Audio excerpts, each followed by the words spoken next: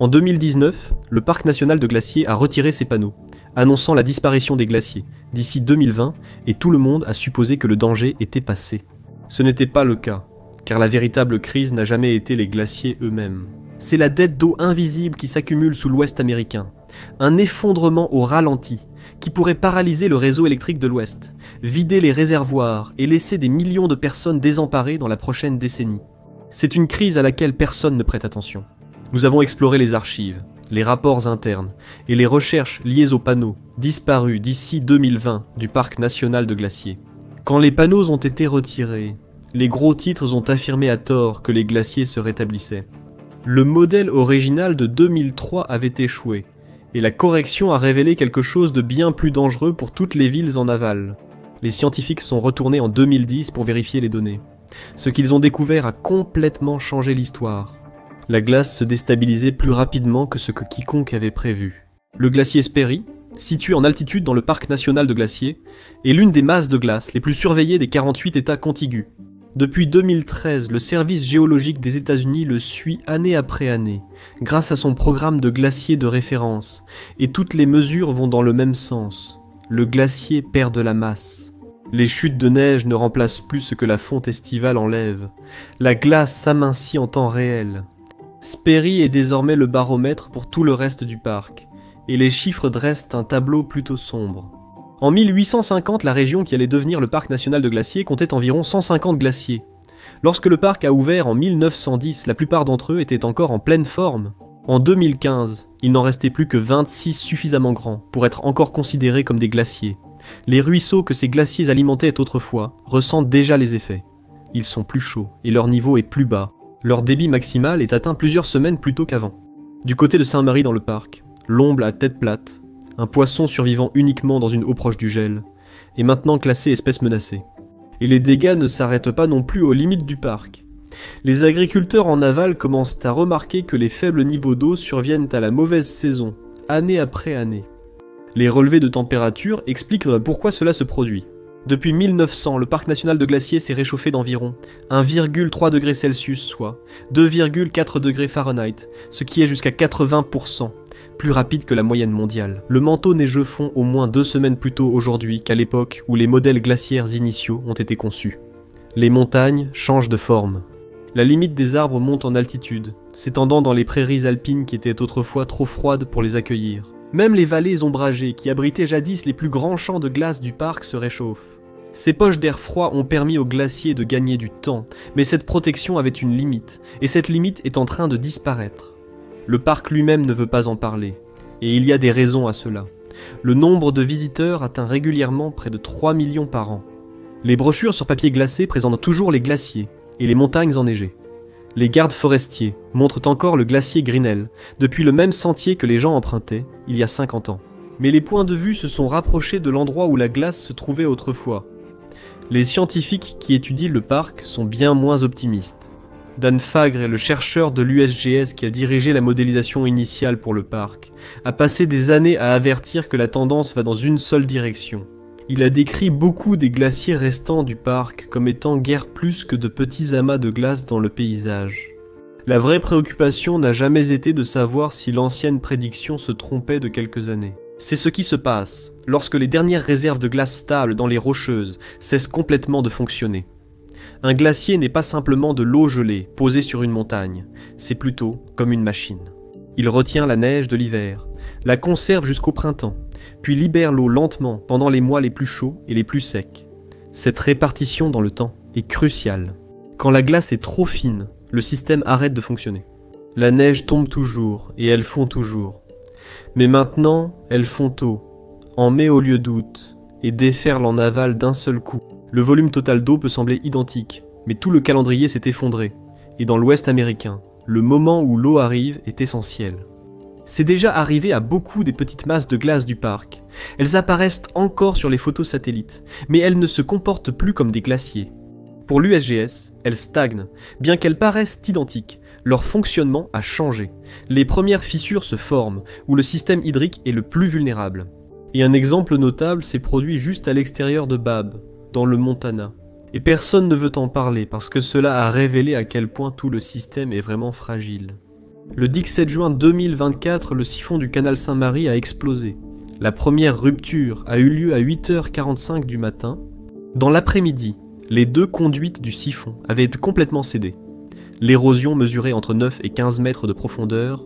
Le canal transportait 600 pieds cubes par seconde lorsqu'il a cédé. Les équipes du Bureau of Reclamation savaient déjà que l'une des conduites présentait des fissures. Ils le surveillaient et espéraient qu'il tiendrait jusqu'à la fin de la saison. Ce ne fut pas le cas. Remplacer les siphons coûtera environ 70 millions de dollars. Le Congrès a approuvé une enveloppe d'urgence provisoire et l'État du Montana a ajouté 26 millions de plus. Fin juin 2025, l'eau coulait à nouveau, plus tôt que prévu. Regardez tout ce qui dépend de ce seul tuyau. Le système Saint-Mary fournit environ 70% du débit de la rivière Milk au cours d'une année moyenne et jusqu'à 100% pendant les années sèches. Il fournit également de l'eau potable à 18 000 habitants du Montana et irrigue plus de 56 000 hectares de terres agricoles. C'est comme arroser 106 000 terrains de football, la nation Blackfeet en dépend. Fort Belknap en dépend aussi, ainsi que 8 districts d'irrigation distincts répartis dans toute la région. Donc, quand le siphon est tombé en panne, ce n'était pas une simple perturbation partielle, c'était un arrêt total du système. Pendant toute une saison de croissance, l'eau a cessé de circuler dans un réseau autour duquel tout en aval avait été construit. Le barrage de dérivation est toujours en cours de reconstruction, avec des travaux qui s'étendront jusqu'en 2028. En aval, le siphon de Halls Coulee est déjà prévu pour être remplacé après que les ingénieurs l'ont identifié comme le prochain point de défaillance probable.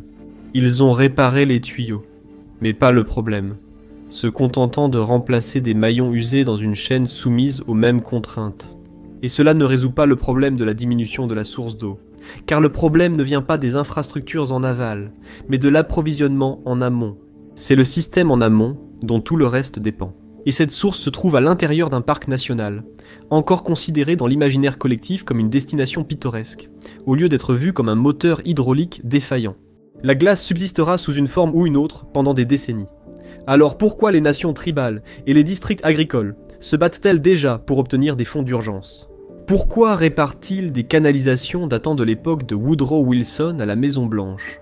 Ce n'est pas seulement un problème du Montana. Il y a un sommet dans le parc appelé Triple Divide. Laissez tomber un flocon de neige à son sommet. Selon le côté du rocher où il atterrit, ce flocon de neige finit dans 3 océans différents. L'eau qui part vers l'ouest rejoint la Flathead et finit par atteindre le Pacifique. Si elle part vers l'est, elle rejoint le Missouri, le Mississippi, puis le golfe du Mexique. Si elle part vers le nord, la rivière Sainte-Marie transporte l'eau jusqu'au Canada et tout droit vers l'Arctique. Un sommet, 3 océans. Cela signifie que la glace de ce parc n'alimente pas seulement le Montana. Elle alimente le réseau électrique du nord-ouest Pacifique, la région céréalière des Hautes Plaines, et des rivières qui traversent une frontière internationale. Une économie combinée valant des centaines de milliards de dollars. Le côté Flathead est le plus important pour l'énergie.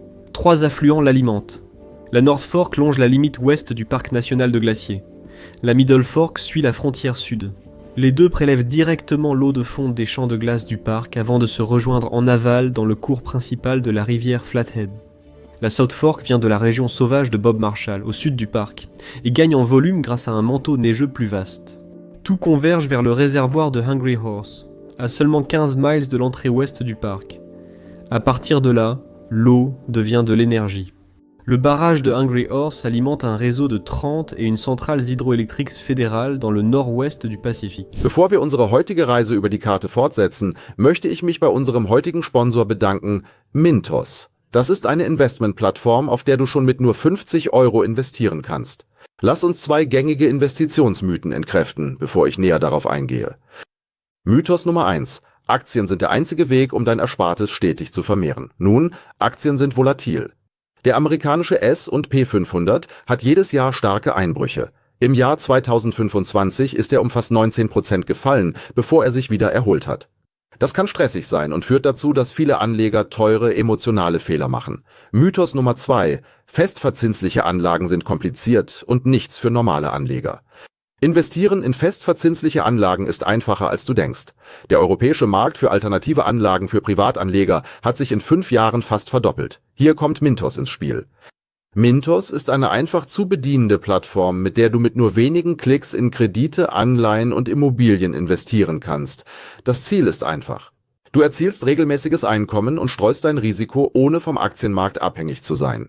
Kredite auf Mintos haben seit 2015 eine durchschnittliche jährliche Nettorendite von 8,8% erzielt, mehr als jedes Sparkonto. Mintos wurde 2014 gegründet und hat mittlerweile mehr als 700.000 Investoren in ganz Europa. Es verwaltet über 800 Millionen Euro an Anlegervermögen. Beginne mit nur 50 Euro zu investieren und wähle entweder den vollautomatischen Modus oder übernimm selbst die komplette Kontrolle. Scanne den QR-Code oder klicke auf den Link in der Beschreibung, um einen exklusiven Willkommensbonus zu erhalten. Investiere noch heute mit Mintos und vermehre dein Geld. Au sommet de ce système se trouve le barrage de Grand Coulee, la colonne vertébrale de la production régionale. Mais Hungry Horse ne fonctionne pas en continu. Il fonctionne selon un régime de production de pointe. Il accroît sa production quand la demande explose durant les mois les plus chauds, fin juillet à début septembre. Ce sont précisément les semaines où le ruissellement alimenté par les glaciers assurait autrefois un rôle stabilisateur en arrière-plan. Désormais, ce calendrier est en train de changer. Le versant était différent, mais tout aussi crucial. Ces débits alimentent les exploitations de blé, d'orge et de betteraves sucrières à travers les grandes plaines du Nord. Une partie de ces céréales est destinée au marché canadien. Le traité des eaux limitrophes de 1909 régit toujours la façon dont les rivières Sainte-Marie et Milk sont partagées entre les deux pays. Tout ce traité part du principe que les débits sont à peu près stables. Ce n'est pas le cas. Lorsque ce sommet cesse de fonctionner à pleine puissance, les conséquences ne se limitent pas à un seul État, elles ne restent même pas dans un seul pays. Et il y a une autre dimension à cela dont on ne parle presque jamais. L'administration de l'énergie de Bonneville, la BPA, vend de l'électricité dans 8 États de l'Ouest. Elle tire son énergie d'un système hydroélectrique construit sur l'hypothèse que le débit des rivières est stable et prévisible. Ces tarifs sont structurés en fonction de la production attendue. En cas de production insuffisante, la BPA achète de l'électricité sur le marché libre ou répercute directement ses déficits sur les compagnies d'électricité. Dans tous les cas, le coût se répercute sur les factures des ménages. Parallèlement, la région attire la demande d'électricité qui connaît la croissance la plus rapide en Amérique du Nord. D'immenses centres de données, y compris des installations exploitées par Microsoft et Google, ont été construits ici pour une raison simple, l'hydroélectricité bon marché et fiable du système du fleuve Columbia. Aujourd'hui, ils augmentent leur capacité pour les charges de travail liées à l'intelligence artificielle, qui nécessitent encore plus d'électricité. En même temps, le système qui les alimente devient de moins en moins prévisible. Tout cela est lié au même bassin. La neige et la glace en amont alimentent aussi le fleuve Columbia, y compris l'eau de fonte qui servait autrefois de tampon lors de la forte demande estivale. Or, la demande augmente alors que l'infrastructure vieillit. Les eaux d'amont qui stabilisent l'ensemble du système diminuent régulièrement. Ici, l'histoire cesse de parler de glace et aborde quelque chose de bien plus difficile à résoudre. Lorsque le siphon de Sainte-Marie est tombé en panne le 17 juin 2024, l'eau a cessé de circuler, mais les droits sur l'eau n'ont pas été suspendus. Aucun contrat n'a été annulé. Le système marchait parfaitement sur le papier, mais la rivière non. Cet écart entre le registre légal et la réalité physique est la partie la plus dangereuse, et presque personne n'en parle. La règle qui crée cet écart s'appelle la doctrine du premier en date, premier en droit, premier en date, premier en droit. Les premières revendications obtiennent un accès prioritaire à l'eau, appliqué à travers des dossiers judiciaires et des décisions administratives, remontant aux années 1900. Et même aujourd'hui, elles sont toujours considérées comme juridiquement contraignantes. Imaginez deux éleveurs sur le même tronçon de la rivière Saint-Marie, dans le nord du Montana. Une famille a déposé une revendication sur l'eau en 1908. L'autre est arrivée en 1962. Lors d'une année sèche, lorsque le niveau de la rivière descend en dessous de ce dont ils ont tous les deux besoin, la famille qui a déposé sa revendication en 1908 reçoit l'intégralité de son allocation. La famille arrivée en 1962 ne reçoit rien. Pas une quantité réduite, rien du tout. Le système a été conçu pour garantir la certitude aux premiers utilisateurs, et il fonctionne, mais il a négligé une chose. Il n'a pas été conçu pour une rivière qui ne cesse de rétrécir d'année en année. Ces droits ont été rédigés à une époque où le débit d'été était constant, et où la fonte des glaciers offrait une réserve saisonnière fiable. On a toujours cru que cette réserve durerait indéfiniment. Eh bien, ce n'est plus le cas. La glace qui stabilisait autrefois ces rivières ne fonctionne plus comme un système de stockage. Et lorsque le système physique ne correspond pas aux documents juridiques, les conséquences sont immédiates et déséquilibrées. Les usagers les plus récents sont privés d'eau. Les usagers prioritaires voient dans cela depuis la même berge. Quand les pénuries durent, le système se fragmente. Les usagers les plus récents contestent les restrictions devant le tribunal des eaux. Les usagers prioritaires défendent leurs priorités. Les litiges peuvent durer des années. Et pendant que le processus juridique suit son propre rythme, l'approvisionnement physique continue de diminuer en parallèle. Le Montana n'est pas seul dans cette situation. L'Idaho, le Wyoming, le Colorado, l'Utah, le Nevada et la Californie appliquent tous des versions de la même règle. Toute la carte juridique de l'Ouest américain a été conçue pour répartir une ressource dont on pensait qu'elle resterait stable. Les tribus Gros Ventre et Assiniboine à Fort Belknap ont passé des années à négocier les droits sur l'eau liés à la rivière Milk. L'accord qu'ils essaient de finaliser en 2026 est basé sur des débits moyens, provenant d'une période où le ruissellement glaciaire augmentait artificiellement le débit de la rivière. L'eau sur laquelle ces moyennes étaient basées est déjà en train de disparaître. La doctrine Winters de 1908 a accordé aux tribus reconnues au niveau fédéral des droits sur l'eau qui priment sur la plupart des revendications des États. En théorie, cela fait des droits tribaux, parmi les plus protégés de l'Ouest. En pratique, ces droits ne sont fiables qu'autant que l'Est le fleuve auquel ils ont été adossés. Et ce fleuve change plus vite que ce que n'importe quel accord peut anticiper. Le même écart entre l'attribution et la réalité qui fracture le Montana menace désormais le plus grand accord transfrontalier sur l'eau de l'histoire de l'Amérique du Nord.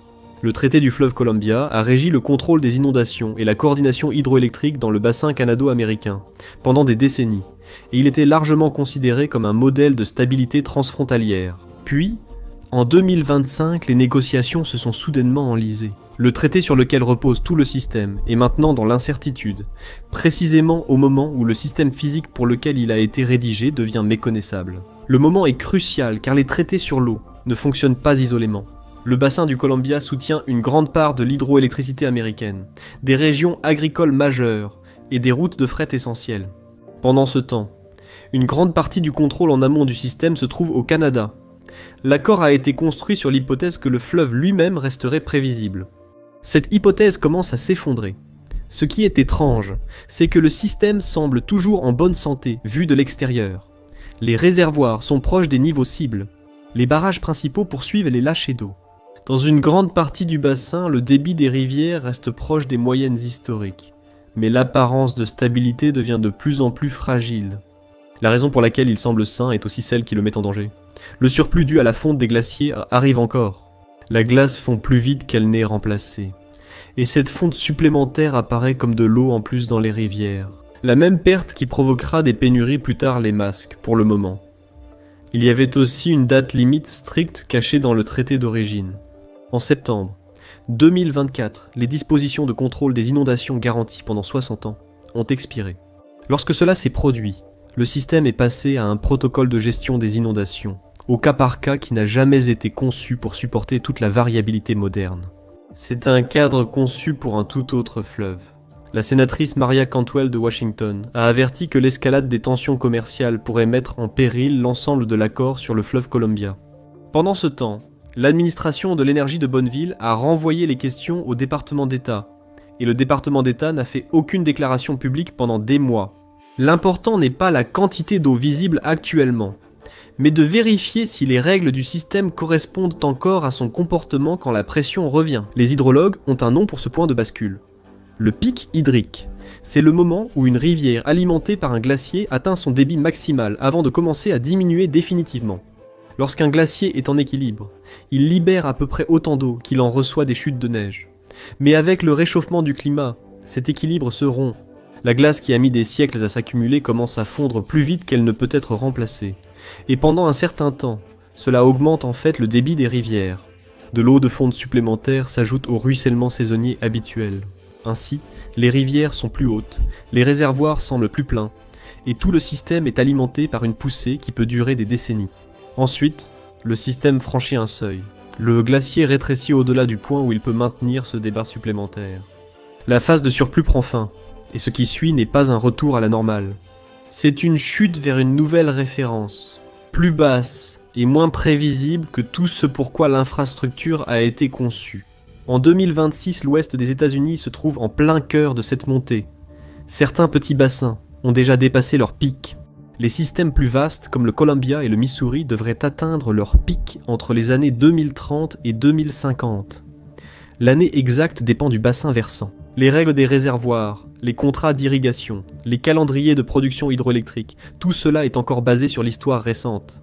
Cette histoire récente donne l'impression d'une abondance, mais elle est gonflée par des décennies d'eau de fonte supplémentaire qui ne durera pas. Une phase anormale est considérée comme permanente. Les agences fédérales le comprennent. Le Bureau of Reclamation a déjà déclaré, dans un langage technique, que l'ancienne hypothèse n'est plus valable. Cette idée est considérée comme obsolète. Mais rien en aval n'a été mis à jour. Tout reste encore ancré à ces mêmes données historiques. Les modifier signifierait rouvrir d'un coup des décennies d'accords juridiques et politiques. Alors, à la place, le système repose sur une contradiction qu'il ne peut pas reconnaître officiellement. Le projet de la rivière Milk a dépensé 70 millions de dollars pour remplacer des canalisations liées à des contrats rédigés selon les anciennes règles. Les mêmes districts qui détiennent les droits prioritaires en 2026 les détiendront encore en 2040, même si l'eau pourrait ne plus être là. Dans le bassin versant voisin, le projet d'irrigation de la Flathead fait face à une grave inadéquation des infrastructures.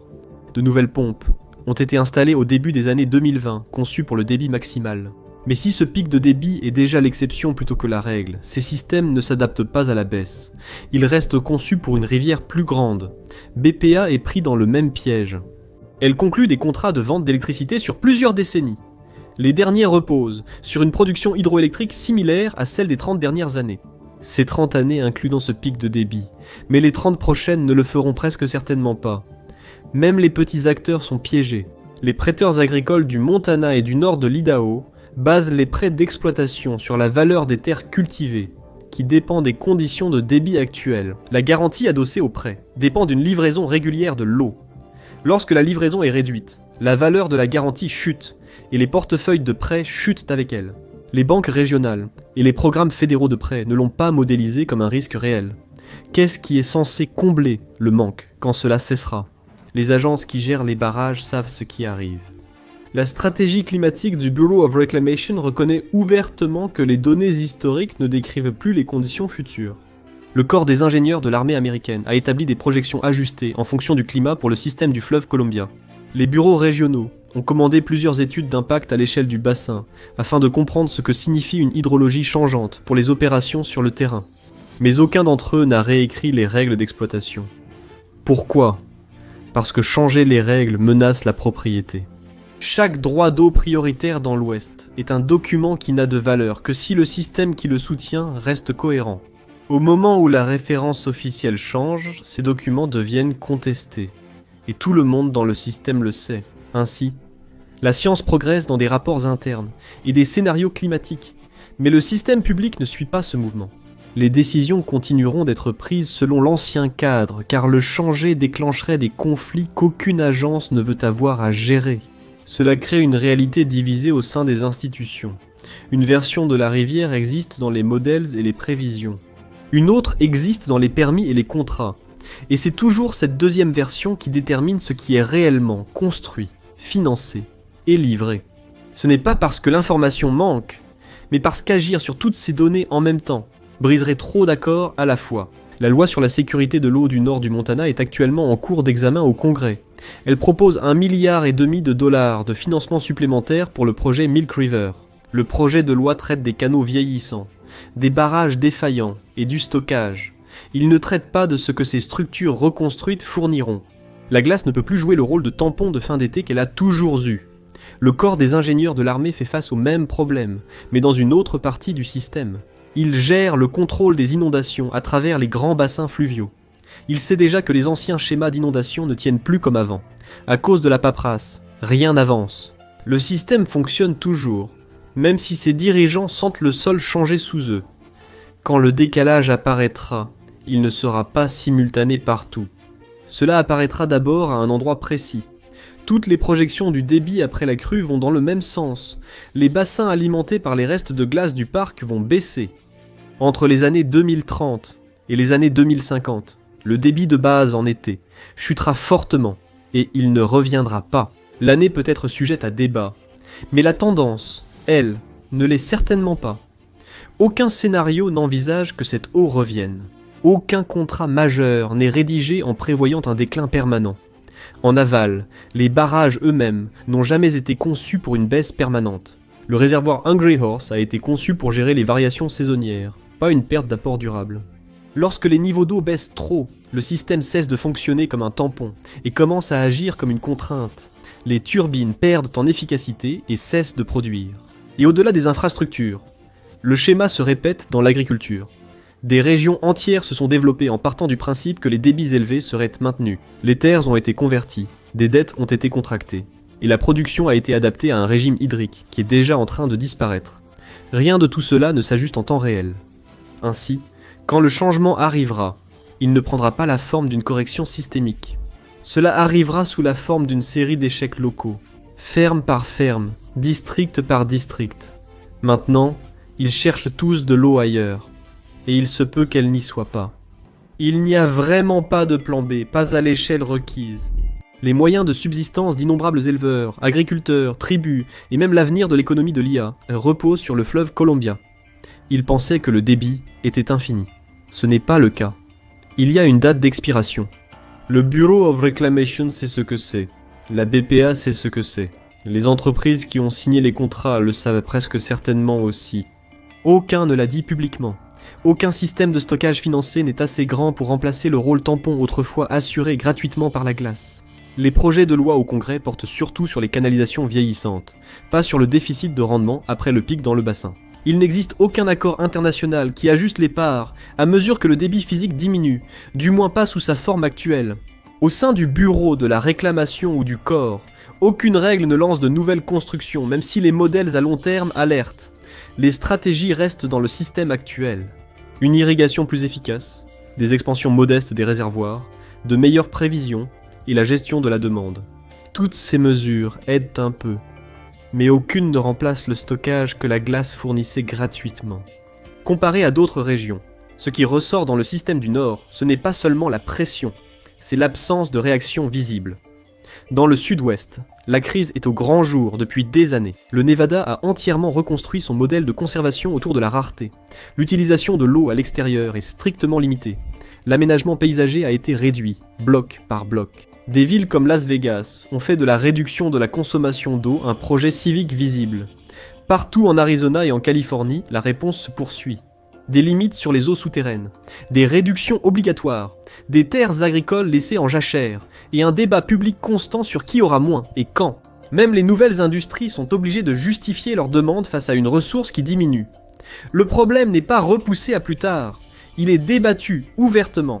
Une partie du secteur agricole californien ont déjà reçu l'ordre de réduire leur activité. Dans les banlieues en croissance de l'Arizona, les restrictions de pompage s'intensifient chaque année. Même les nouveaux efforts d'extraction de lithium dans le sud-ouest reflètent la même réalité. Le stress hydrique est considéré comme une contrainte déterminante. Mais plus au nord, le signal est très différent.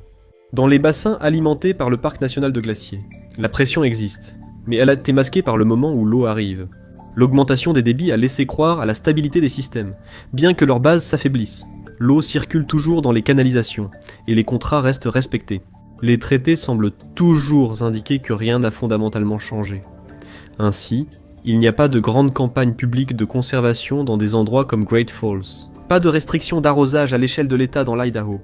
Seulement quelques limites locales comme des contrôles plus stricts sur les nouveaux branchements d'irrigation dans certaines zones de Flathead, au lieu d'une prise de conscience publique plus large. L'urgence apparaît dans les données, mais sur le terrain, tout semble normal. La partie la plus difficile pour les communautés concernées, c'est que les personnes les plus exposées ont le moins de voix au chapitre. Les agriculteurs de blé du comté de Phillips n'ont pas signé le traité du fleuve Columbia. Les éleveurs près de Havre n'ont pas approuvé les contrats de Hungry Horse. Les membres de la réserve des Pieds-Côtes Noirs n'ont pas voté sur le traité des eaux limitrophes. Ce seront eux qui paieront en premier, et le plus cher lorsque l'eau n'arrivera plus à l'heure. Des éleveurs comme Joe Kipp et Terry Lennis Zink subissent déjà les conséquences de la disparition de la glace. Pendant des générations, le manteau neigeux et les glaciers nourrissaient lentement les ruisseaux, préservant les pâturages et aidant les éleveurs à survivre à la chaleur d'août. Lennis Zink a vu ses terres se transformer en poussière des mois plus tôt qu'auparavant. Sans l'eau froide des montagnes qui s'écoulent dans les canaux d'irrigation, l'herbe cesse simplement de pousser. Et quand l'herbe disparaît, tout commence à s'effondrer avec elle. Joe Kipp a vu les points d'eau s'assécher, et les ruisseaux se réduire à presque rien, justement au moment où le bétail en a le plus besoin. Les éleveurs sont poussés à prendre des décisions impossibles. Ils vendent leur bétail plus tôt ou dépensent des milliers de dollars pour apporter de l'eau sur des terres qui autrefois la fournissaient gratuitement. Ce n'est pas qu'une question d'élevage. Pour la nation pièce noire, il s'agit de préserver un mode de vie qui existe ici depuis des générations. Alors maintenant, ils s'adaptent en temps réel. Ils défendent leurs droits sur l'eau, restaurent les zones humides et construisent des structures inspirées des barrages de castors pour ralentir le ruissellement et retenir l'eau avant qu'elle ne disparaisse. Parce que sur la réserve des pièces noires, la fonte des glaciers n'est pas une histoire climatique lointaine. Cela change déjà qui peut rester sur ces terres. Les 26 glaciers nommés qui se trouvent encore dans le parc sont essentiels, et savoir s'ils seront toujours là dans quelques années fait débat. C'est un sujet hautement subjectif. Il est clair que les glaciers rétrécissent quand la fonte estivale dépasse les chutes de neige hivernales. De nombreux éléments dépendant de la nature, du réchauffement climatique et de la hausse des émissions de gaz à effet de serre.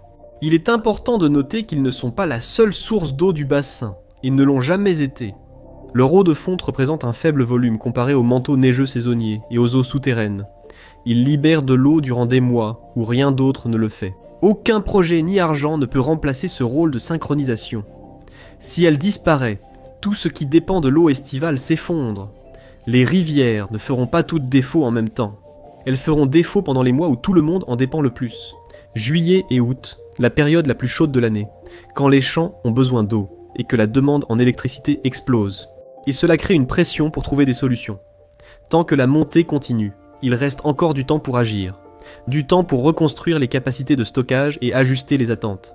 Mais ces choix sont lents et coûteux, et ils continuent d'être repoussés par des urgences qui semblent plus immédiates. Un siphon défaillant, un barrage endommagé, une bataille judiciaire sur la répartition de l'eau, une nouvelle série de réparations.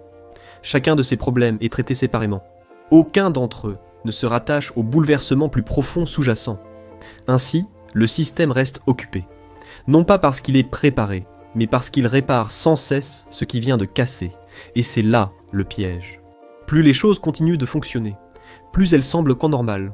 Et plus elles semblent qu'anormales, plus il devient difficile de justifier de tout changer.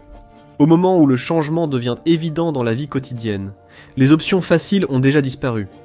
L'infrastructure sera toujours là. Les accords seront toujours en place. Mais les conditions dans lesquelles ils ont été conçus ne le seront plus. L'histoire revient toujours à un fait central. La glace du parc national des glaciers n'est pas seulement un décor. Elle fait partie du système hydrique de l'Ouest, depuis aussi longtemps que l'on a commencé à la mesurer comme quelque chose de suffisamment fiable pour construire tout le reste dessus. Mais ce n'était jamais le cas. Les agences fédérales ont planifié en fonction de cela. Il en était de même pour les bureaux de l'eau, les négociateurs de traités, les prêteurs, les compagnies de services publics et les gestionnaires municipaux. Désormais, on constate que la glace ne fait pas que fondre. C'est que tant de choses construites en aval en dépendaient sans le reconnaître. Maintenant, le système atteint sa limite, et il n'y a pas de solution de secours pour ce que l'on pensait être permanent. Merci de m'avoir rejoint aujourd'hui. J'espère que la vidéo vous a plu. Pour voir plus de contenu similaire, abonnez-vous et activez les notifications. Cela compte vraiment. Merci encore, et je vous retrouve la prochaine fois sur MapPack.